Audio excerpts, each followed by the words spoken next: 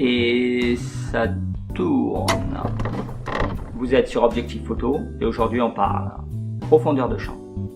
Jingle.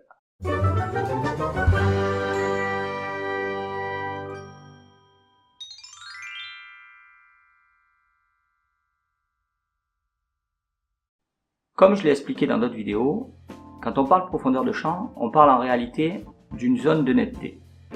Sur une photo, on peut distinguer trois plans. L'avant-plan, qui se situe devant le sujet, l'arrière-plan, qui se situe à l'arrière du sujet, et le sujet, généralement là où vous faites la mise au point. La zone nette entre l'avant et l'arrière-plan, c'est ça qu'on appelle la profondeur de champ. Elle se répartit de la façon suivante. 1/3 à l'avant du focus et 2/3 à l'arrière.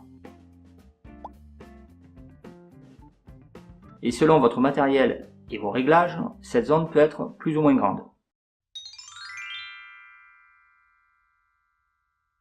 Selon vos désirs artistiques et ce que vous allez shooter, vous aurez besoin de maîtriser votre profondeur de champ. Par exemple, pour une photo de portrait, il est en général conseillé d'avoir une faible profondeur de champ pour mettre en évidence le sujet et avoir un joli flou d'arrière-plan, qu'on appelle aussi le bokeh. Mais à l'inverse, pour une photo de paysage, il vous faudra une image nette, et donc une grande profondeur de champ.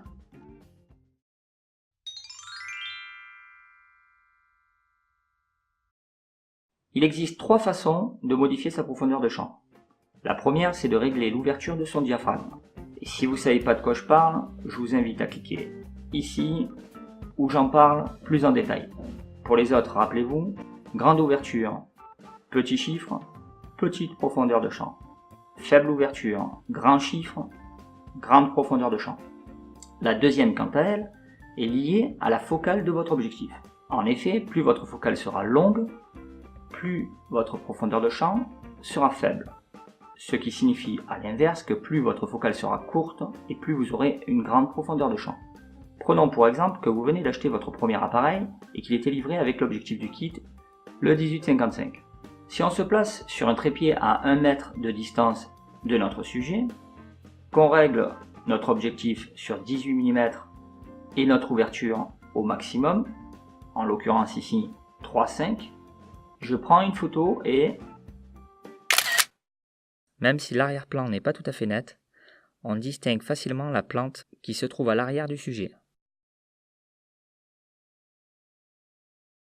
Et pour info, la mise au point a été faite ici. Pourtant, j'ai ouvert à 3,5, l'ouverture maximum que me proposait mon objectif. Restons au même endroit, et cette fois-ci zoomons au maximum pour se régler sur 55 mm.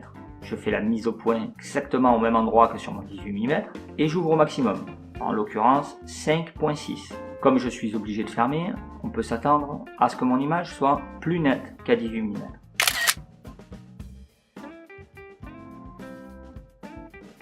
Alors que nous venons de voir juste avant que, selon l'ouverture choisie, nous avions plus ou moins de profondeur de champ, on s'aperçoit que selon la focale choisie, la profondeur de champ est directement impactée, et bien plus qu'avec l'ouverture ou la fermeture du diaphragme.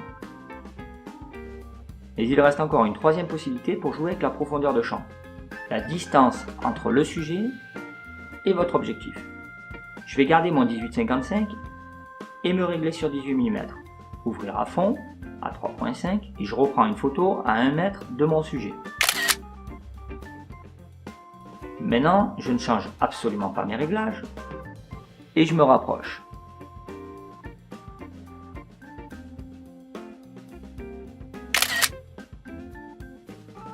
Bien sûr, les deux photos ne sont pas vraiment comparables, puisqu'on n'est pas à la même distance de notre sujet, mais à réglage égal, nous pourrions penser que la profondeur de champ serait la même. Et pourtant, clairement pas. En me rapprochant, j'ai nettement plus de flou d'arrière-plan qu'en restant loin de mon sujet. Alors ok, l'ouverture du diaphragme, la longueur focale et la distance du sujet influent directement sur la profondeur de champ. Mais il existe encore deux choses à savoir. La première est simple, plus votre temps de pause sera long, plus votre profondeur de champ sera grande. Bien sûr, je ne parle là que de pause qui dure plus d'1 seconde. La dernière chose à savoir, qui a son importance, mais pour laquelle vous ne pourrez rien faire si ce n'est changer de boîtier, c'est la taille de votre capteur. Avec un grand capteur, vous aurez facilement du flou d'arrière-plan, alors qu'avec un petit capteur, ça sera plus difficile. Pour ceux qui l'ont pas vu, je vous invite à aller voir ma vidéo sur les capteurs qui parle du sujet.